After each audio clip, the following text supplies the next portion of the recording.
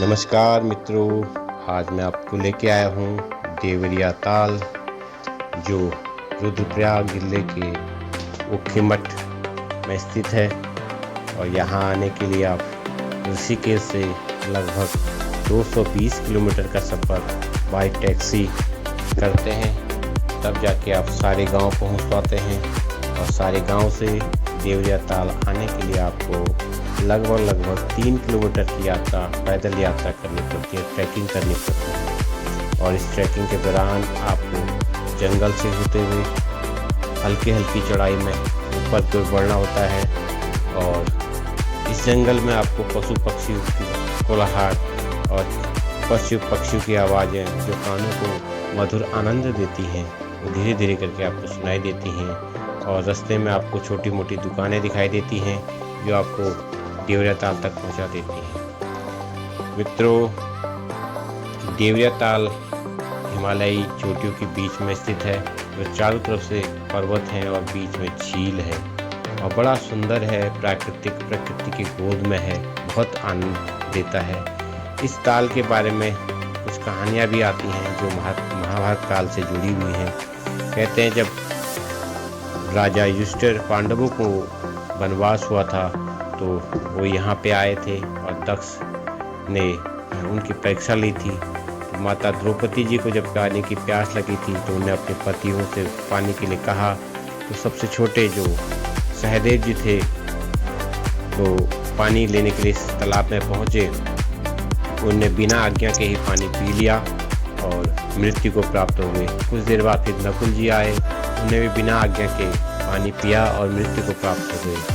और फिर अर्जुन जी आए और फिर भीम जी आए, उन्हें भी बिना आज्ञा के ही पानी पिया और मृत्यु को प्राप्त हो गए। जब देखा युधिष्ठिर कि काफ़ी समय बीत गया, मेरे चारों भाई यहाँ पे नहीं पहुँचे, अब तक वापस पानी लेके नहीं आए, तो क्या कारण होगा। वो स्वयं खुद आए और देखा कि उनके चारों भाइयों की मृत्यु हो चुकी थी, वो मर चुके थे। फिर उन्हें बोला कि यहाँ पे कौन है जिनने मेरे भाई को मार डाला। तो दक्ष जी प्रकट हुए और उन्हें कहा कि इन्हें बिना आज्ञा के पानी पिया था, इसलिए ये मृत्यु को प्राप्त हो चुके हैं। और यदि तुम्हें भी जीना है, पानी पीना है, तो मेरे सवालों का जवाब देना होगा। और यहाँ पर फिर धर्म और कर्म की बातें हुई, मर्यादा की बातें हुई, के बारे में प्रश्न किए गए और महाराजा युधिष्ठिर ने उनके हर एक सवाल का जवाब दिया। और फिर जाके उन्हें कहा कि आप अपने इन चारों भाइयों में से किसी एक भाई को प्राप्त जिंदा कर सकते हो, मैं आपको वरदान देता हूँ। तो उन्हें अपने सबसे छोटे भाई जो माद्री के पुत्र थे, छोटे को सहदेव जी को जिंदा करने के लिए कहा। तो उन्हें प्रसन्न होकर चारों भाइयों को जीवित कर दिया कि आप धर्म पुरुष हैं, धर्मज्ञ हैं, राजा सत्यवादी हैं, इसलिए मैं आपके चारों भाइयों को जीवित कर देता हूँ, जीवन दान दे देता हूँ। और फिर चारों भाई जीवित हो गए। तो ये जो घाटी है, जो देवरिया ताल है, जो देवरिया झील है, यह जंगल के बीच में है, ऊपर चोटी पे है ये।